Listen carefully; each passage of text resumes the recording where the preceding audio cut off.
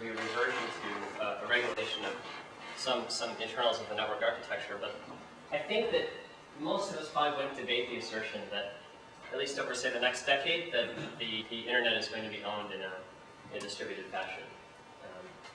And the question for this talk is, well, what are the implications of this, what I'm going to call autonomy? By autonomy, I mean the autonomy of each of these independent networks, the autonomy in a business and economic sense. And when I say implications, what I really mean is engineering implications. How does this change the way that we as system engineers should think about protocol design? Well, one of the things that, one of the glaring protocol design issues that this sort of autonomy brings to light is interdomain routing. Now, it's worth noting interdomain routing has been around for a long time, and initially certainly had a lot of value as an engineering tool, simply because you didn't have to store entire routing tables in the entire network. So this isn't really, interdomain routing doesn't by itself mean routing involving economic issues. Okay, this is something I'm imposing additionally on the top. And although many people at this point in history cringed at seeing BGP in yet another talk, this is the only slide I'm going to put it up on, so it'll be gone soon. But BGP is the protocol that providers use to route packets between each other.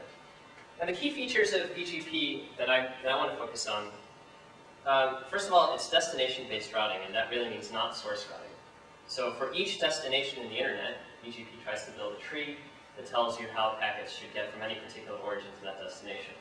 And the tree means that if an origin starts forwarding packets, it moves up the tree until it reaches the root, which is the destination. It's a path vector protocol, which means the paths are propagated between nodes, and based on the selection of paths offered to you, you decide what your optimal, what path you would like to choose to send packets on. Now these two things, destination-based routing, path vector protocol, I mean, we're all very familiar with shortest path routing. That's a common example of something like this. However, the key distinction between what BGP allows and what shortest path routing is that it's, at its core, it's what's called policy-based. Namely, BGP doesn't impose any assumption from the beginning about what optimization metric is used in choosing between multiple paths. Okay, let's say we're doing shortest path routing, and I offer you 3 paths. What are you going to do? You look at the length of the 3 paths and pick the shortest one. But in BGP, things don't work that way. If I offer you 3 paths, there's some complicated set of rules called policy that you're going to use to determine what path you want to send on.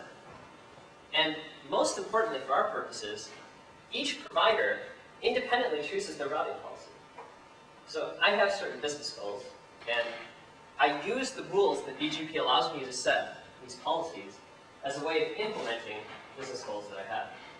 So because of that, because each provider independently chooses a routing policy, there isn't any consistent or coherent notion of what the goal of the routing system is. That is, it's not trying to minimize path distance for each possible origin and destination pair. And that really has some important implications for the performance of the protocol, as we're going to see.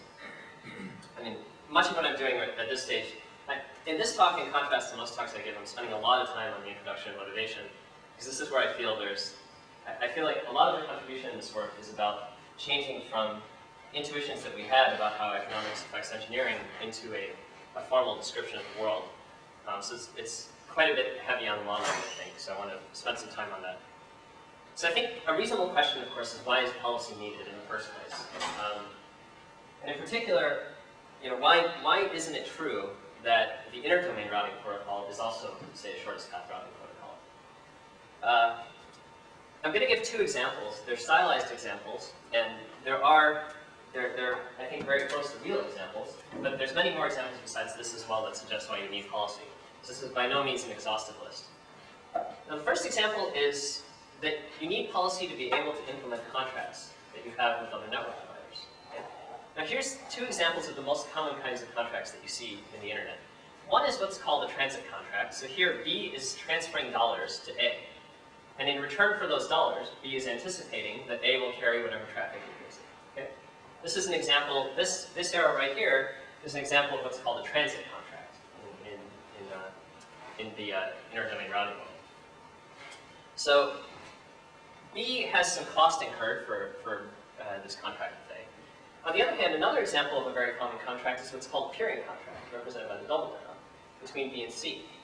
An appearing contract is most commonly a costless contract between two providers, neither one pays the other, where they agree that, well, we're roughly of the same size. Actually, this diagram is poor. I should have made A much larger than B or C. So B and C agree that they're roughly of the same size, and they have roughly the same amount of traffic to exchange with each other, so they'll just build this connection between each other and share the traffic without any cost incurred. However, B does not grant C the right to use this link that it's paying for. Okay? They're only agreeing to exchange traffic that's destined for each other. So in particular, B and C are peers, B pays A, and B doesn't want C to use this link. So how does it ensure that? The only way to ensure that is that B has to filter this route. B goes to A. It has to filter that route through C. So from C's point of view of the internet, C doesn't even know that route exists. Okay? That's the first instantiation of policy, is filtering routes from other providers. You essentially need that, or you can't possibly implement any of these contracts. Okay, another example that's very common is traffic optimization. I'm framing things here in terms of dollars, but there's similar optimizations that are done that don't involve money. So an example of this is actually very real. MIT, say A is MIT, has two upstream links to the rest of the internet. Level 3 and Cogent happen to be what MIT uses. B might be level 3, C is Cogent. And it pays for both of them. And depending on time of day and the structure of the contracts, at various times one or the other of these links might be cheaper than the other. Okay? So if it's cheaper to use B than C, then of course A is going to prefer B to C. But that depends only on A's payments for these links, not on anything else. Right? It doesn't depend on the overall length of the path to D. So here there's a local policy at A that says if B is cheaper than C, I want to use the top link. Right? And that local policy requires that A be able to say, I prefer ABD to ACD. Okay? So this depends on whatever quality you may get by going to B or C. So that's why I was saying, this is a stylized example in the sense that here I framed it directly in terms of monetary cost, but there are certainly examples also in practice of where they'll look at, say, latency across those paths, depending on what the goal is. So if A is a company that has a video conferencing application that's using that's multi-home. Actually, it's a lot more complicated than what you have there, right? Oh yeah, much more complicated, I agree. Yeah, I mean, the goal of these examples is only to motivate why is preference over routes an element of policy, not that this is the end all of preference.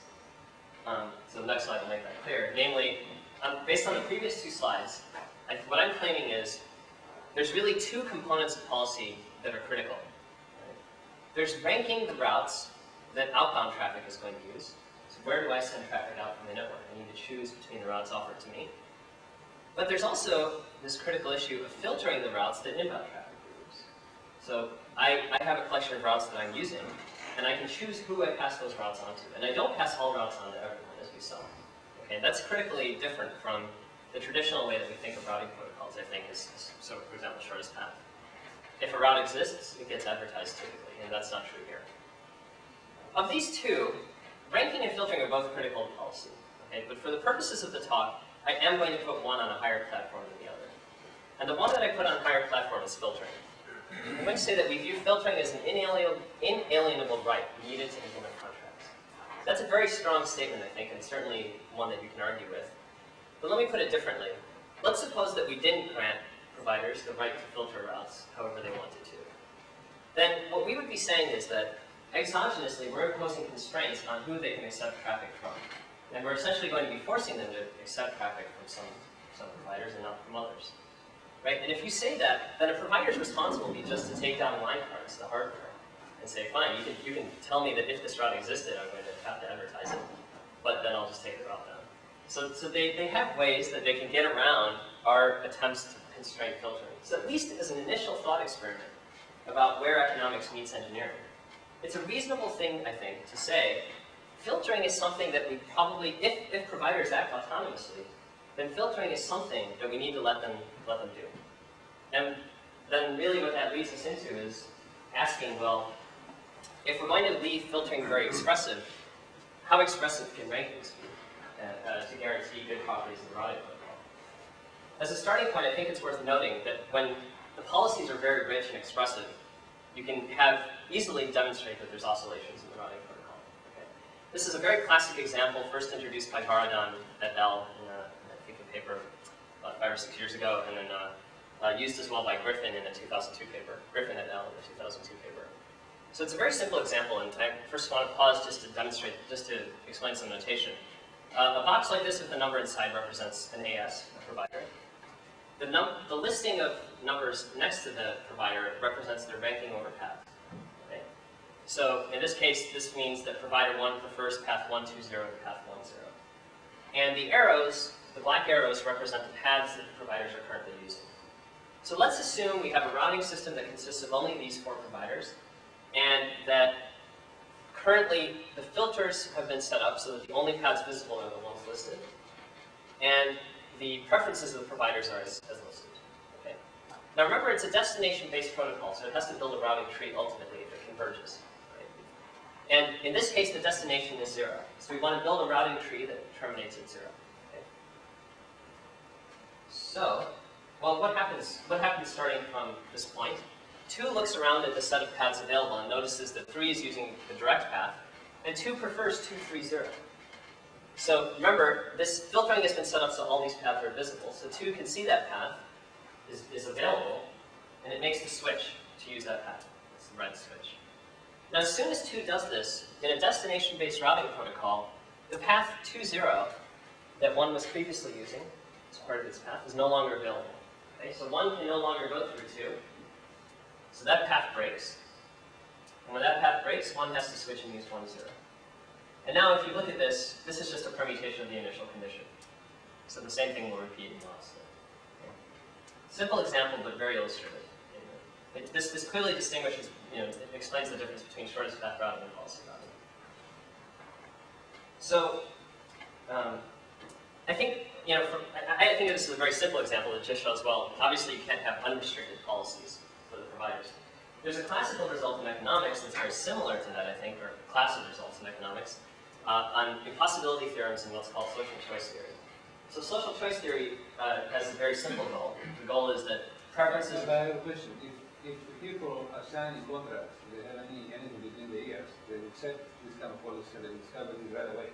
So they won't sign the contract because there are automatic programs that run through and check policy conflicts or things like that. No, that's not true because... This is not true. There's policy, I can give you the software. Oh no, sorry. I'm saying it's true that there's software that can check policy. I can write the policy, and if I know it, I can run it through and figure out all that, and I'm not signing. Right.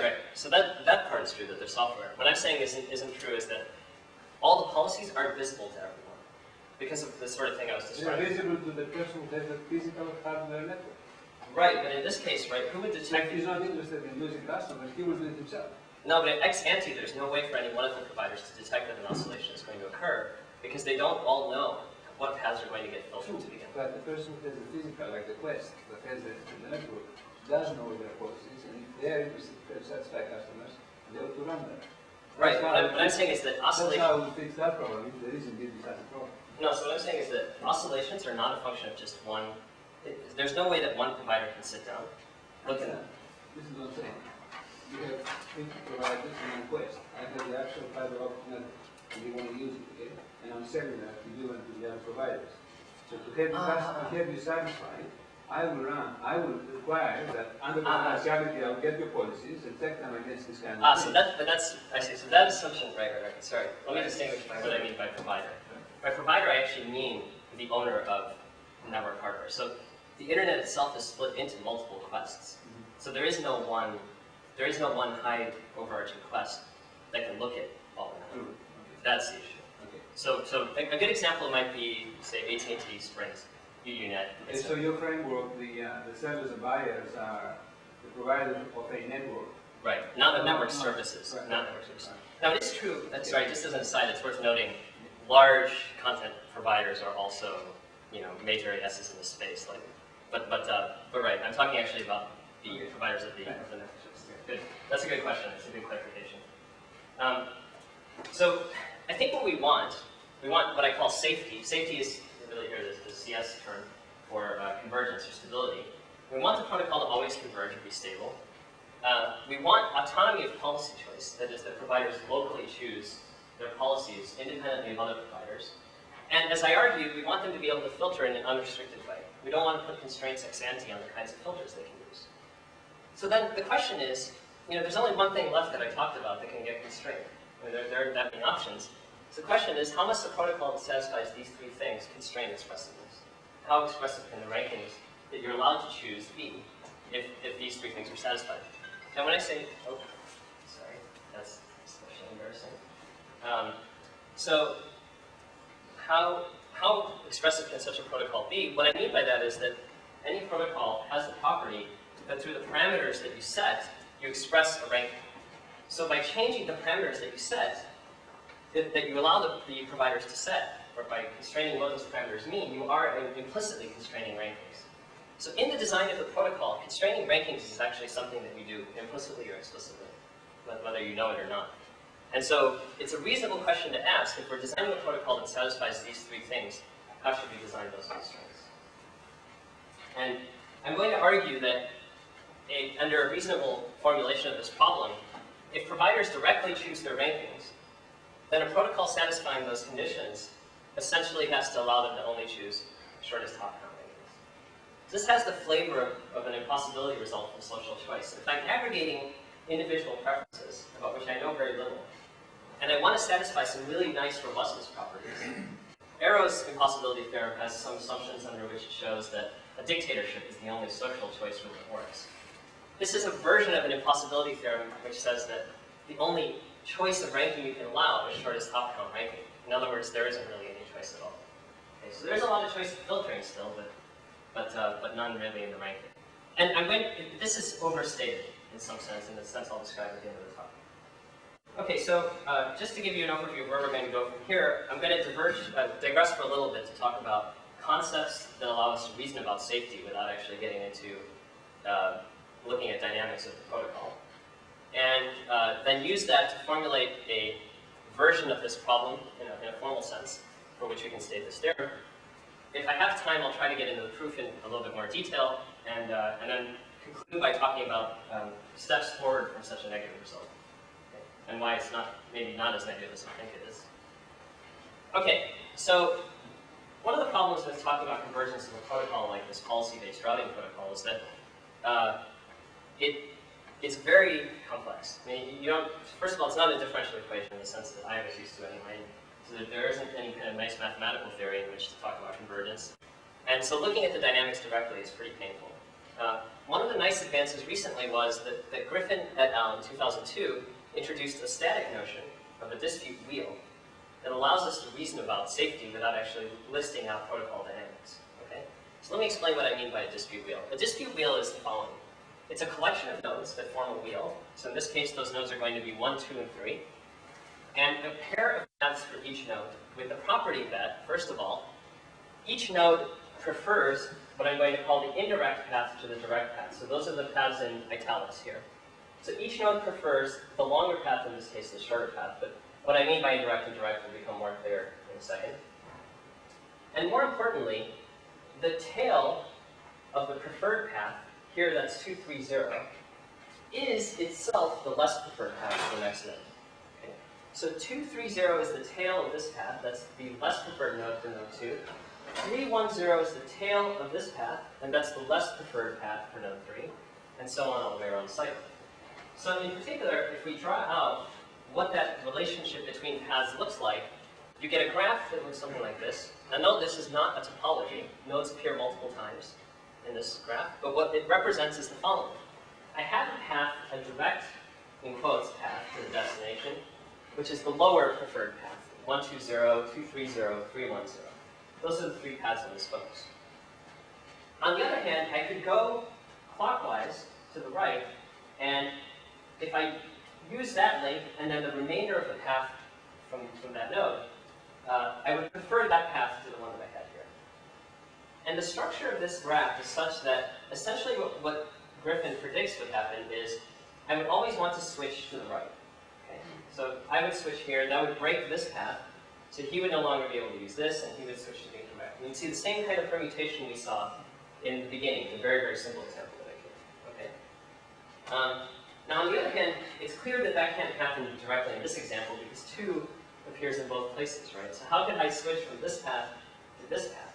There's no way 2 could simultaneously be using both of these paths, 20 and 230. So this dispute wheel is kind of meaningless. The kind of oscillation this is predicting could never happen.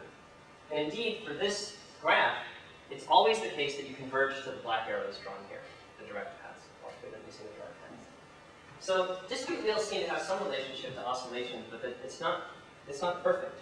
In particular, the property that they showed was that if an oscillation occurs, then a dispute wheel must exist. Right?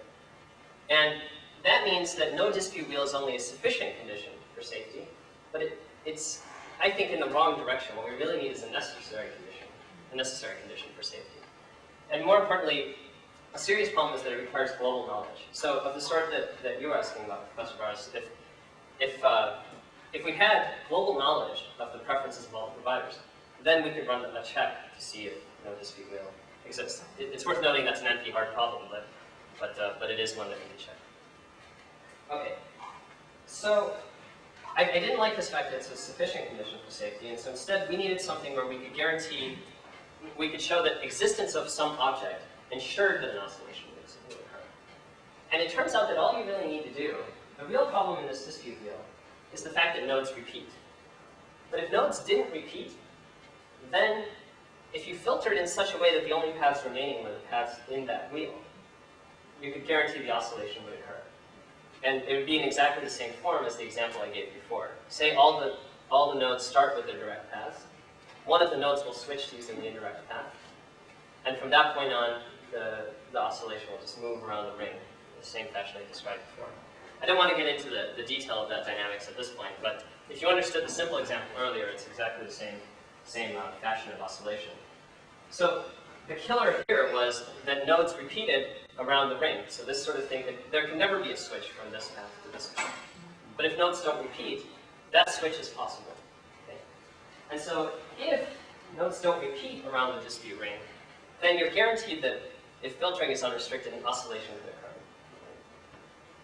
However, this is still a property that requires global knowledge. So it's better for us.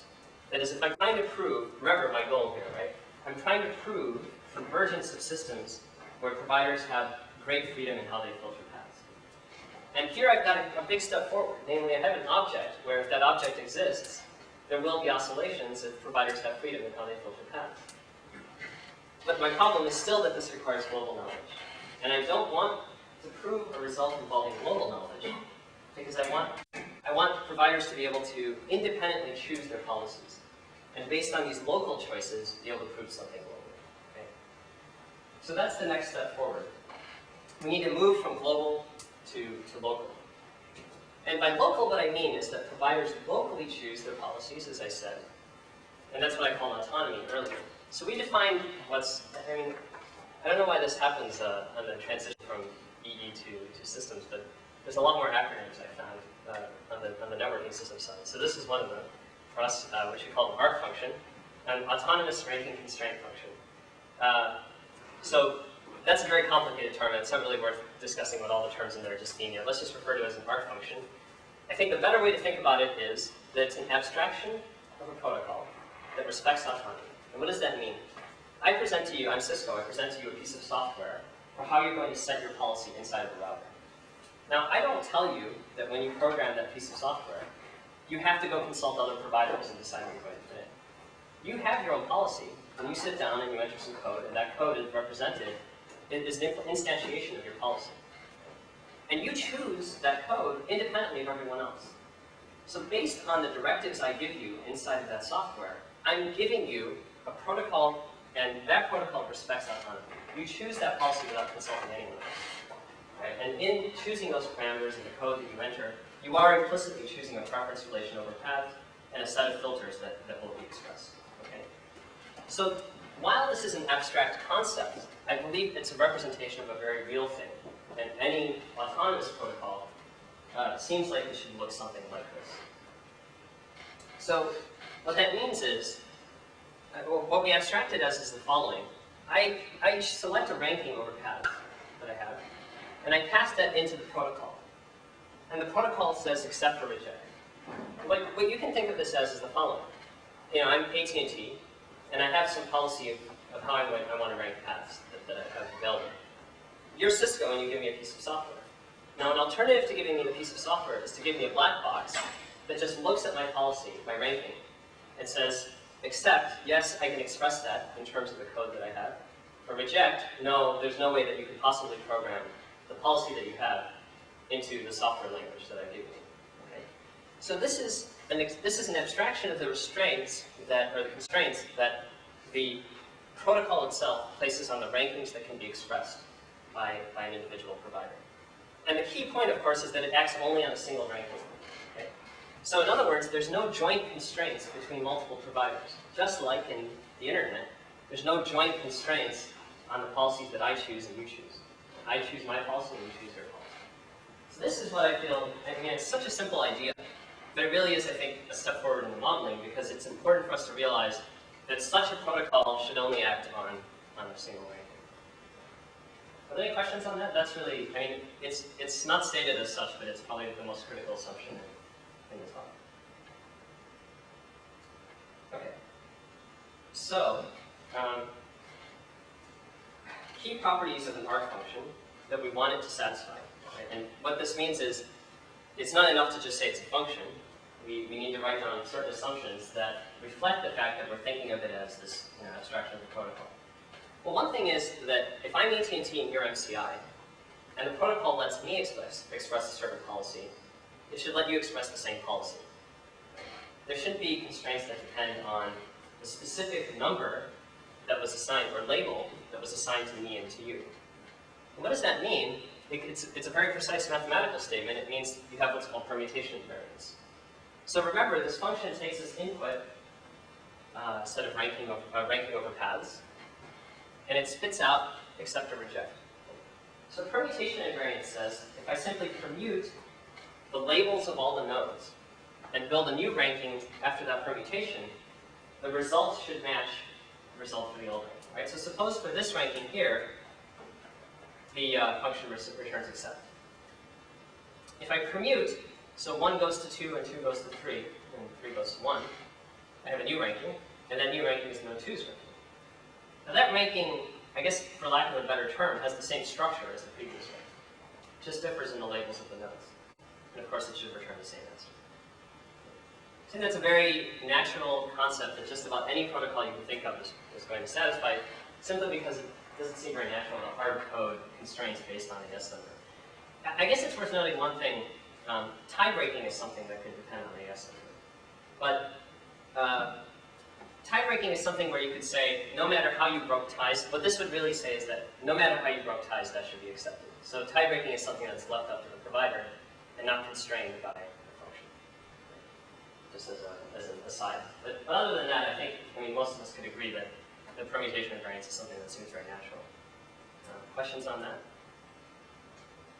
Okay. So the next property, the second key property that we assume, is what's called scale invariance.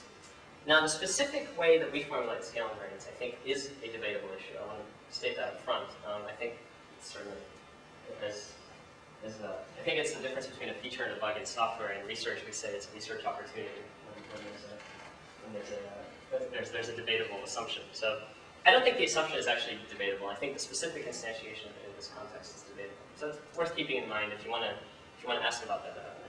I'm happy to discuss it more. So what does scale invariance mean? When the internet is dynamic, ASs come and go, and as the set of paths changes, it would be unfortunate. As the set of nodes changes, the set of paths expands. It would be unfortunate if the type of policy that I had before was suddenly out the door, and I had to completely alter my ranking simply because a couple of new nodes were added to the system. At the very least, I should be able to preserve my ranking over the old set of paths that were available. Okay? So what does this mean? Scale invariance really says adding new nodes does not force a node to change its ranking over old paths. So for example, assume I had a particular ranking over the paths that involved the nodes 1, 2, and 3. And the new node 4 is added to the system. There's going to be a collection of new paths potentially available that involve node 4. What I want is that there's an accepted ranking that has my old ranking over just 1, 2, and 3 as a subranking. I want to be able to preserve the relative ordering of the old paths that existed before node 4 was added. So I think, why is this assumption debatable? The reason it's debatable is because it's implicitly doing something that I think is really subtle. It's implicitly saying, what I want to preserve about my policy is expressed in the listing of the paths. It may be that it's not so much the listing of the paths that you want to preserve, but rather some other property of the policy that should be preserved as an answer. That sounds cryptic. It'll make a little bit more sense at the end of the talk. And I think for that reason alone, it's worth thinking about whether scale invariance in a fundamental sense really means this, or does it mean something else? And I think in the context of the model that I defined, this is really the only way that you could talk about scale invariance. It's clear that as the system grows, that there needs to be some ability to preserve your own policy. But I think that maybe what this is hinting at is that the formulation that we have is not necessarily as completely general as it could be. So we'll come back to that at the end of the talk. But these are the two properties I'm going to fix. These are the two key properties. So this, together with the assumption that an arc function acts only on a single ranking, are what we use. What? I don't understand. How are you going to answer the question that this doesn't violate my freedom to choose paths with a better quality? If I add new nodes, new resources in the node, why should I not use the new resources to get better quality paths? Okay, so actually that's one of the examples where, so hard coding a ranking, right, is a statement that there's some kind of absolute that determines my preference between two paths. And at the very least, one thing that's going on there is it's not a dynamic thing. My preference isn't changing over time. So I could partially answer that question by saying we're looking at a snapshot of the world in which we fixed the rankings of all the providers of the paths. And maybe if the performance of paths changes and other properties change, then they update their rankings. Now we have a new instantiation of the world. However, I do think that what you're saying does allude to a flaw in this assumption, namely that when additional paths become available, it may be that that does change the relative preference over other paths. And I ought to be able to express that relative change. This doesn't preclude that, by the way. It does allow me to express that relative change. It just says, at the very least, I should be able to keep my relative preference from before. So there's going to be other rankings that are accepted as well that change things. I think that this is, in some sense, too abstract. It's a little bit too far from what happens when a node is added to the system. So new paths become available. How is it the providers really decide what their new policy should be, or do they even change their policy? I don't think. Yeah, right. I mean, so it's extremely manageable. I mean, I think that the current routing protocol has certain parameters that you set, and those parameters lead to a ranking. It's not that you choose a ranking directly. I think that's the issue in what you're talking about, and that's what I want to come back to at the end. So we'll defer that for a few minutes. Right. Yeah. You haven't explicitly mentioned for removing the nodes, but is that because you can't conclude it from this? What about removing some nodes from your? So if there's some failure, then you should be able to preserve the relative ranking over the other. So that'll follow, except maybe not in exactly the sense you want. So what this says is there exists, if nodes are added, there exists a ranking that preserves your previous relative ranking. Started from an accepted ranking, and you remove some nodes, then it has to be the case that sorry, actually I don't want to say that. If the way that you initially arrived at this ranking over the new set of paths was from the initially accepted ranking, then you'd be okay. But it's not true that if you remove paths, every initial ranking needs to be accepted. Every ranking that's survived that needs to be accepted. Right? So start with a list and delete paths, or delete nodes, sorry, delete all paths that contain those nodes. Now you get a new ranking. This statement doesn't say that ranking needs to be accepted. That's the question you're asking. Now, that's not, I don't want to say that's a negative thing, right? Because that's an additional constraint. I could write that down. But if I prove something with these two assumptions, they'll certainly hold for any system that has that assumption too. So at this, when you're working from top down, you want to have those less restrictive assumptions as possible. So I would consider it a good thing that I don't have that explicitly. Okay. Other questions? All right. So here's an example that's critically important, I think. And our paper is the first to prove some nice results about this. Nice, I guess, but not maybe not nice from a practical standpoint, but nice from a theoretical standpoint. So next top rankings are a very common class of policies that are used by providers. Namely, that providers rank the routes that they have available just based on the first hop. So you saw an example of this earlier. If one path, one link is cheaper to me than the other one, I just pick the cheaper the cheaper first hop provider. So this is a very common class of rankings and captures many of today's routing policies. So if we could show that using this class of rankings met all the conditions I had earlier, safety, autonomy, and unrestricted filtering, if it met all of those conditions, that would be great. So what would be the arc function corresponding to this class of rankings? It would say, well, give me a ranking, and if it is a ranking where the preference between two paths only depends on the first hop, then I'll accept it. Okay? So it means, namely, that you have to, in a list of paths, if you prefer node 1 to node 2, all the paths with node 1 at the first hop have to occur before all the paths with node 2 is the first hop. Okay. So this is an example, and the reason I mention it as an example is it certainly satisfies these two properties, permutation invariance and scale invariance. And checking whether something is a next hop ranking only involves looking at one provider's policy. You don't need to consult other providers. So that's good. But the problem is that it may not converge. So these two results are proven in the paper. We first show that there always exists a stable path assignment. So stable in the sense of dynamical systems. A fixed point always exists for the dynamics of the protocol. But it's very easy to construct examples where it may not converge. Okay. So this is unfortunate, and partly whenever you're proving a result where you have certain assumptions and prove a characterization theorem, you at least want to verify there's something that doesn't satisfy, that doesn't meet the result of the characterization theorem. So this is at least an example of something which fits all the assumptions, but is not good. And so we want to ask, what are the set of things that fit all the assumptions and are good? Okay. And that's where we get to something like an impossibility theorem. If I want to find the class of arc functions that ensure convergence regardless of filters that are chosen, right? So this meets all the three things I talked about at the beginning. I want convergence, that's safety. I want autonomy of choice, of policy choice, that's the arc function abstraction. And I want them to have freedom in how they choose filters, regardless of filters chosen. Okay? So those three things, then any accepted ranking can prefer a path longer than n plus 2 hops to an n path. Okay? Now that's not quite shortest path, but it's very, very close. And why is that? Let's look at the time. So what I'll do is I'll give a proof outline now, and if there's time at the end or interest, I'll come back to that. But for now, let me just give a brief proof outline of this. The important thing that you should remember from a picture of a dispute wheel, it's sort of implicit in the construction of such a thing.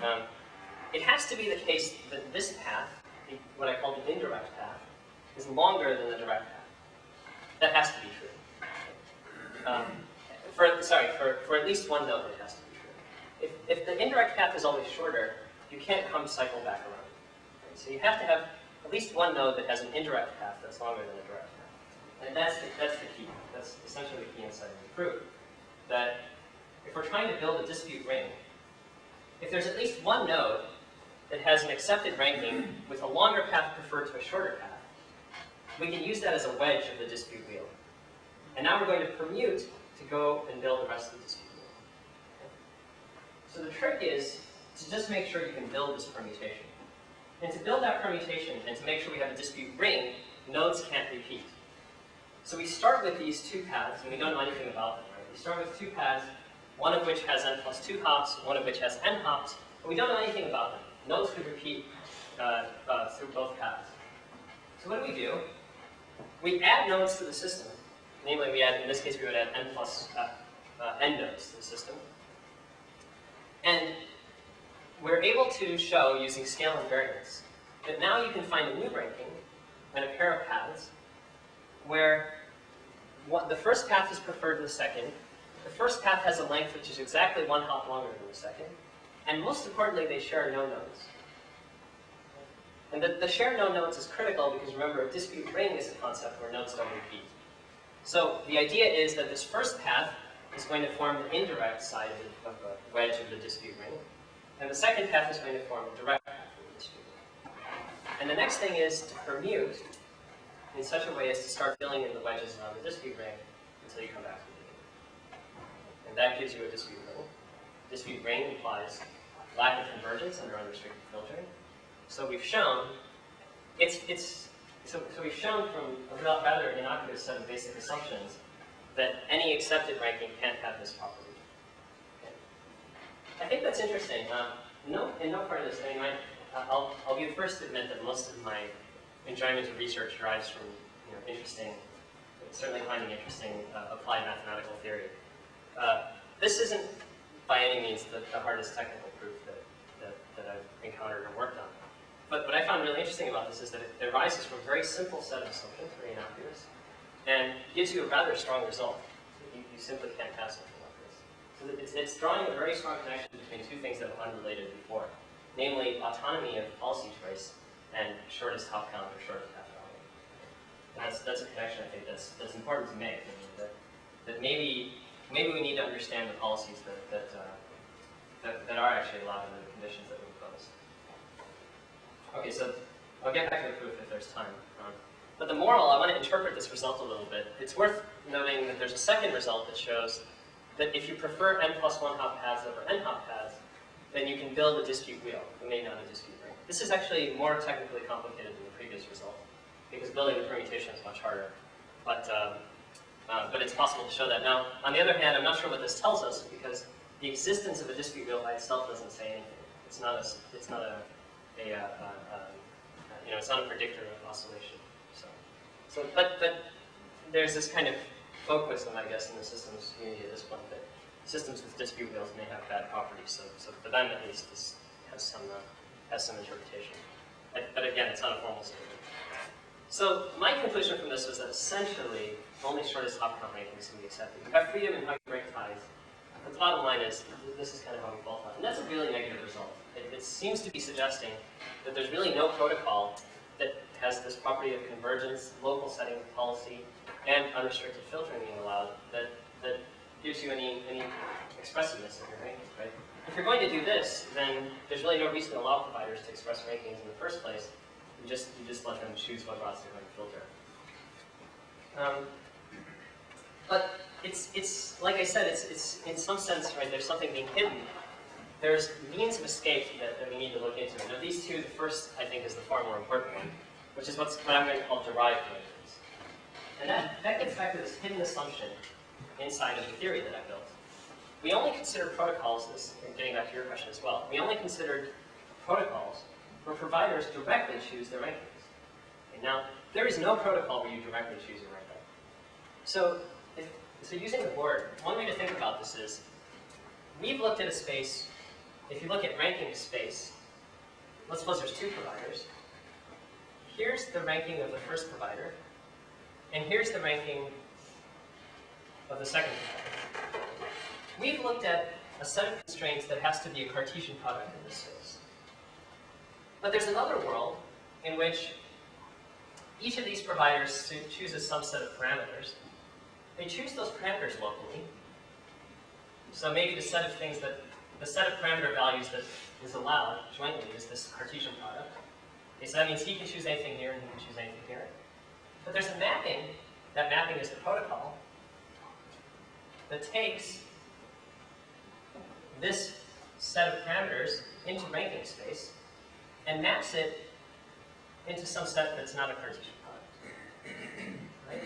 So it's a critical assumption that there's a Cartesian product in ranking space. That doesn't need to be true.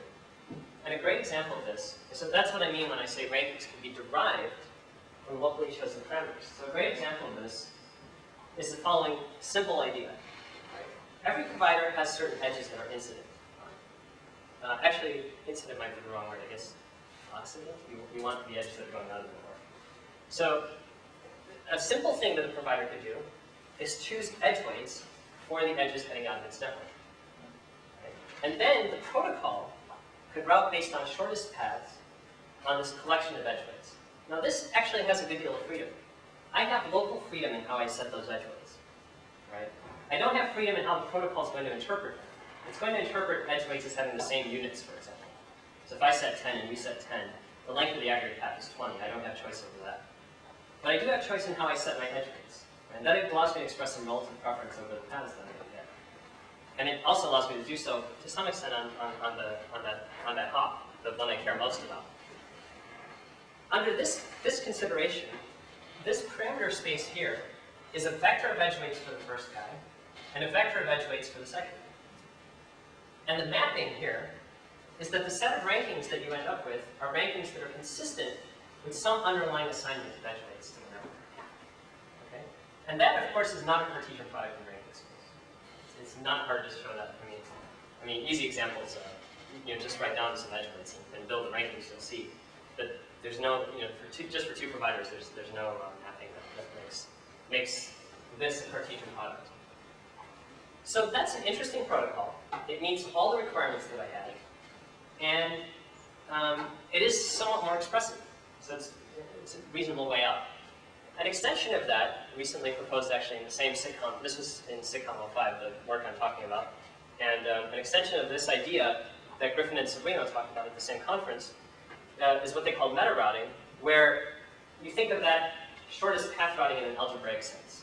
So you have some addition operator, some min operator, and look at the class of algebras that are built using these addition and min operators. Those will also, of course, it's clear that shortest path routing isn't really about addition and min in a real variable sense.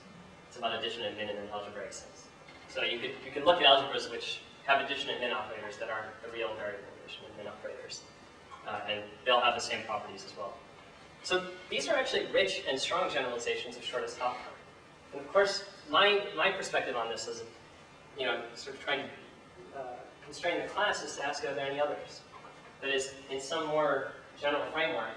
And this would also, by the way, start to address the scale invariance issue as well. If you try to write down scale invariance in a more general setting. But I can do a lot more. Okay? I mean, I can actually allow the weights to depend on many other things. And then I can use semi-rings or tensor products to actually do a lot more what they have. Absolutely, yeah, absolutely. This is all mathematics that they have in the task. Yeah, you mean to, so you can, right, we can start with... I can start doing the weights that I have to depend on a lot of other things, and I'm still within the semi-ring, except now the semi-ring is in the tensor product. Right. It's still with a calculus. So they start heading, I completely agree with you. They start... And if you look at it, it is just going back to a, I don't know if you noticed it, there was a paper by Greenspool and somebody else, I think it was Sergio Perdue or something. I think it was that you could actually do dynamic programming graphs as long as you have semi instructions. Yeah, I saw that. I did see that. So many of these results actually you can understand them that way. Right. So actually, in their paper, they start heading in this direction. They have a couple of combination operators, but you're absolutely right. It's not the most general. I mean, it's clear that it wasn't sort of abstract. I understand the paper, it's just that I was surprised that they didn't go. But I think it's partly because neither of these two are they sort of have the abstract algebra. Okay, I don't know. So if you've seen semi-ring before, then you know that that's really all you need. And so once you know that, it's also true that if you start with any basic, like you say, semi-rings, you can take tensor products and extend the operators. So both those two allows you to introduce the notion that I don't know if you want to call this sort of paths, you may, but this allows you the notion that these weights that you allow now can depend on other variables and other nodes. And this gets back to actually choosing almost dynamic. So I think it can depend on other variables, but I don't think it can depend on other variables that other nodes choose.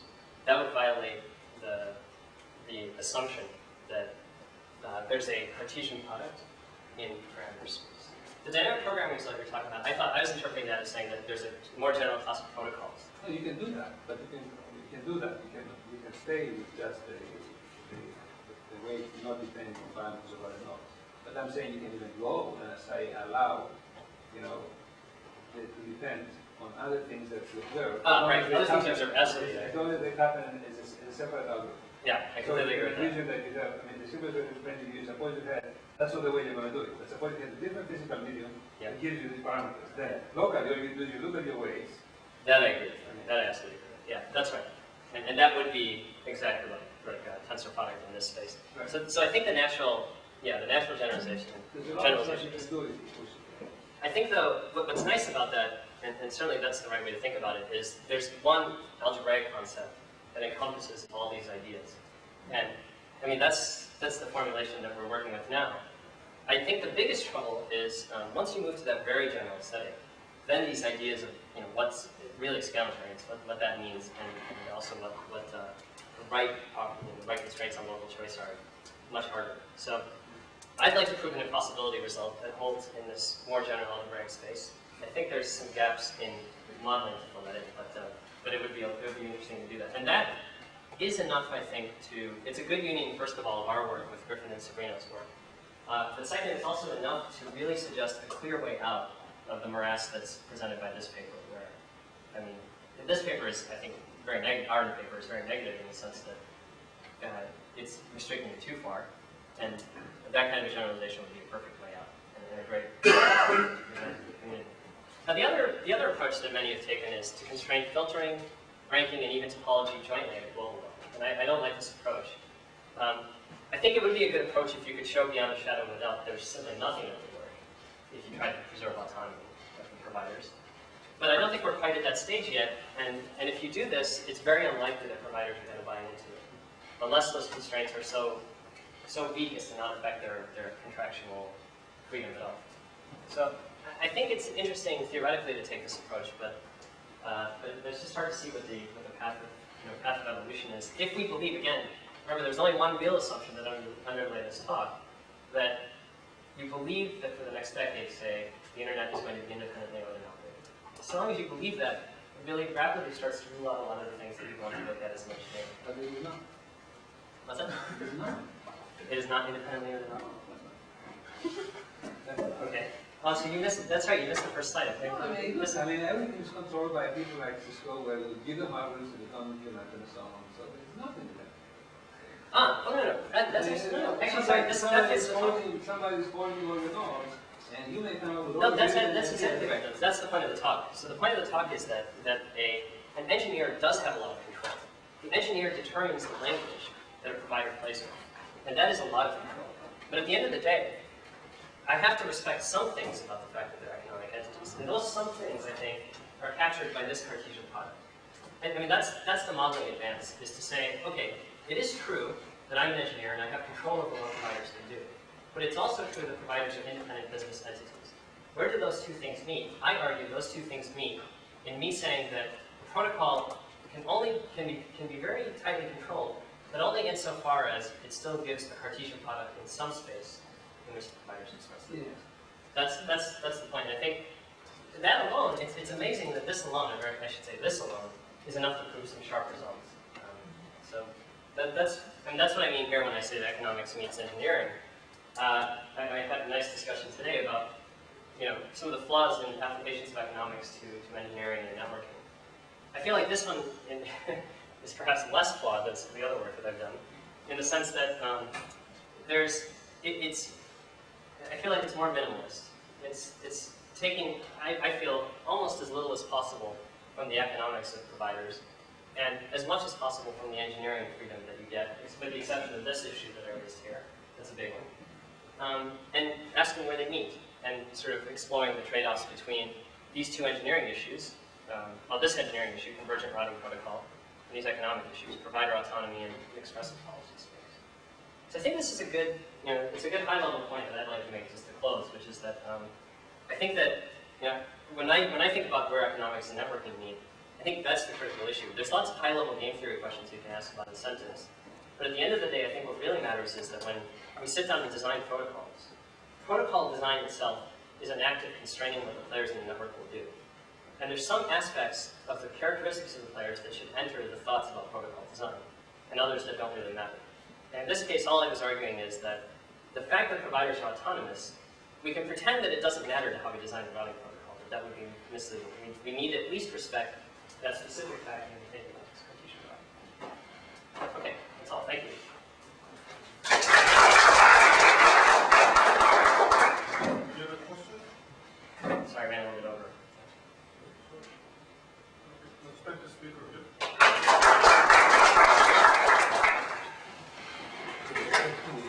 One thing, Hey. it shouldn't be any trace of quality. If you have anything